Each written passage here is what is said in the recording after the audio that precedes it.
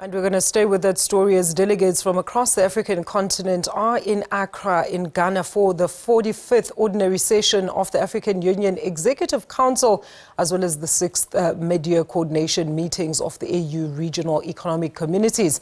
Professor Gilbert Khadiagala from the University of Johannesburg joins us now to weigh in on the importance of this meeting. Prof, a very good afternoon to you. Thank you so much, as always, for your time. So the 45th session of the AU Council sitting. What are some of the main topics as well as issues being discussed at this year's summit? The July summit is meant for the African foreign ministers to review the declarations and the decisions of the heads of state that were made in February. And then the second component of their work is to pass the budget for next year, and then to look at the roster of events that still remain on the African agenda for the rest of the year. The theme of education for empowering youth was the theme that was established last July.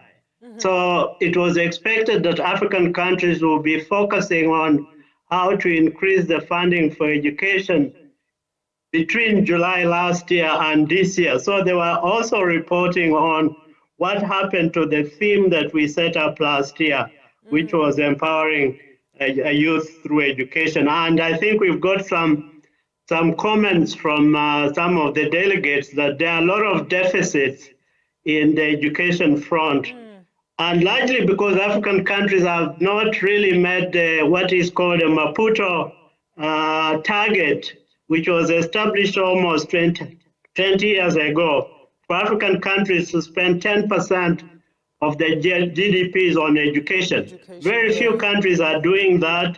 So the theme of education still remains a big one, because we need the youth to be more educated, but African countries are not doing what they are supposed to do, what they pledged to do.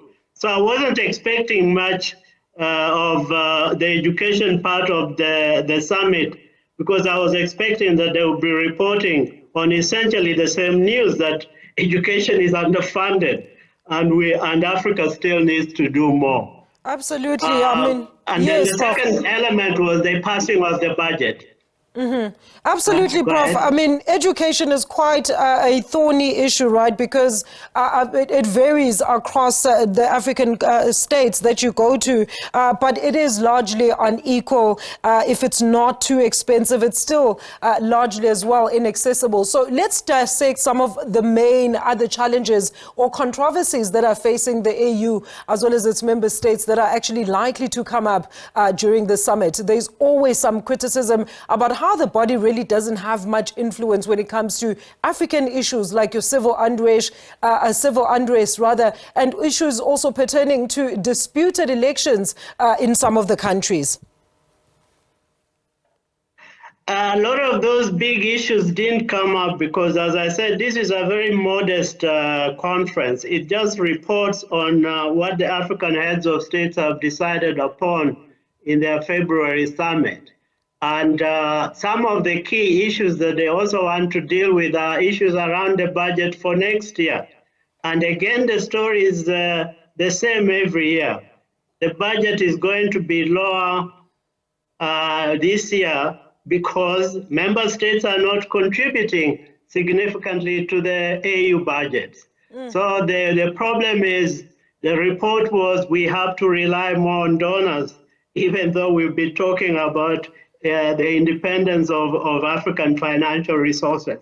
And then they are also talking about what they are going to do in the November summit of the global G20. So the issue is, who is going to pay for AU participation? And they have reached a decision that the African Development Bank and the African Export-Import Bank are going to fund the AU delegation that is going to the G20 inaugural summit of the African Union. So those are some of the key issues that they are deliberating. They are not going too much into the peace and security issues around the elections or the DRC. All those issues are just noted. But I think the key focus of the conference was on the budget for next year. since they have to prepare well in advance.